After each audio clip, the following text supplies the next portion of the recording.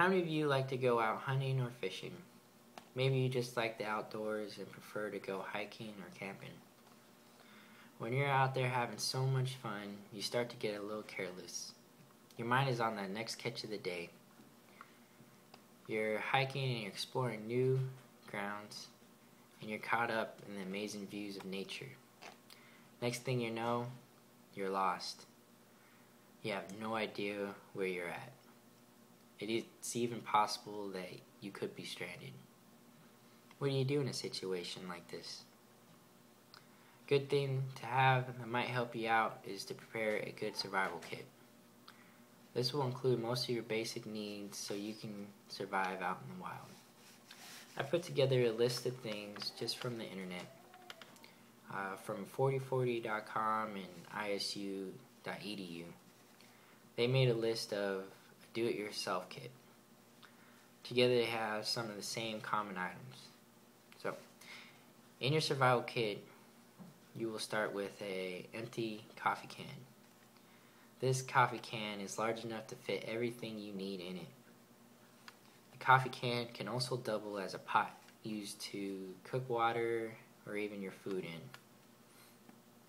So the first thing on your list we'll start with is a pocket knife or a utility knife.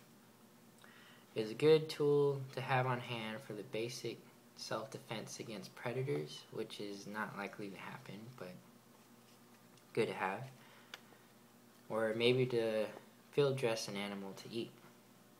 But the most important thing to have a knife for is to shave kindle from a bark so you can make a fire.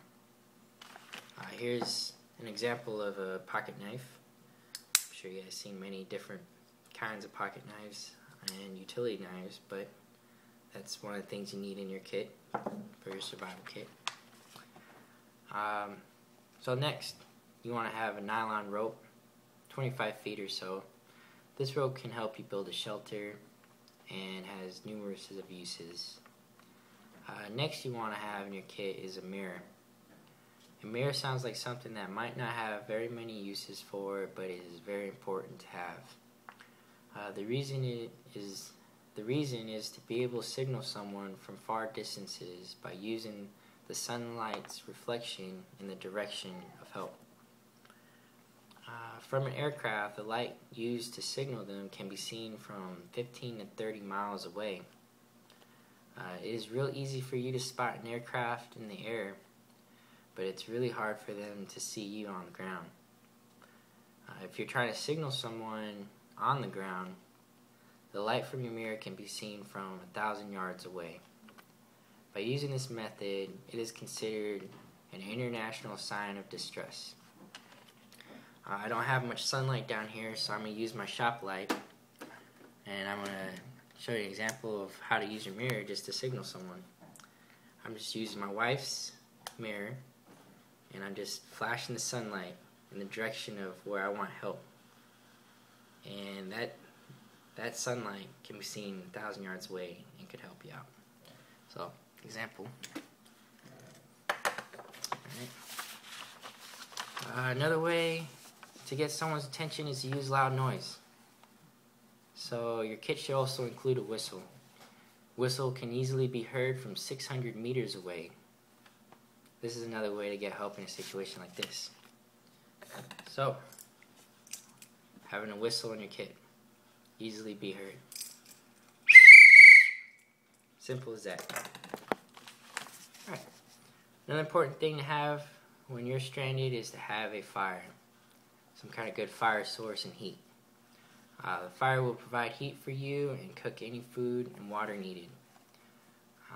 So the next time you have some kind of fire starter is to have a small lighter or matches.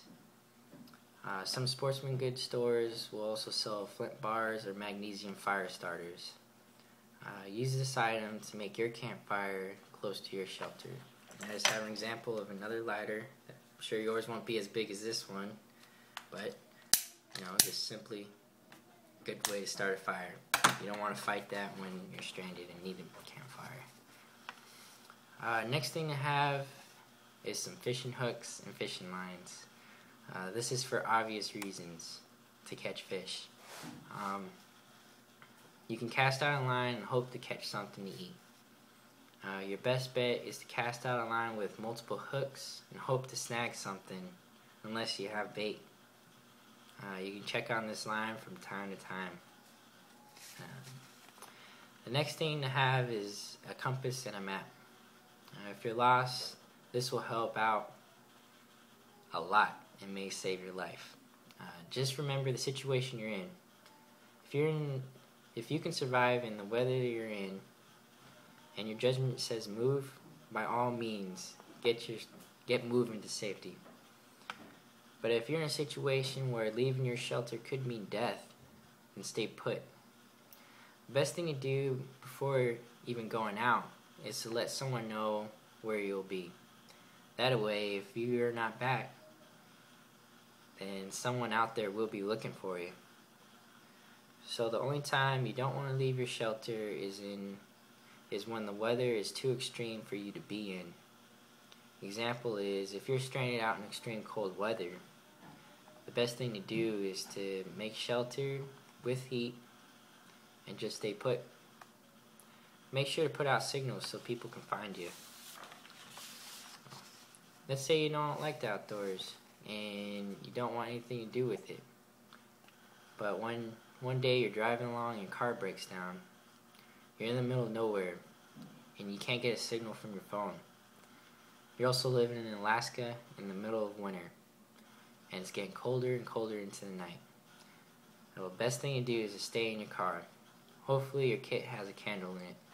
This might be the only way that you could keep warm. Another good thing to have in your car is a lot of blankets and extra clothing. And make sure to have a way to signal people, like flares. Hopefully nobody would ever get in this situation, but I'm sure it happens. Many sportsman goods stores will have a survival kit already made for you. Some even have them for extreme cold weather areas too.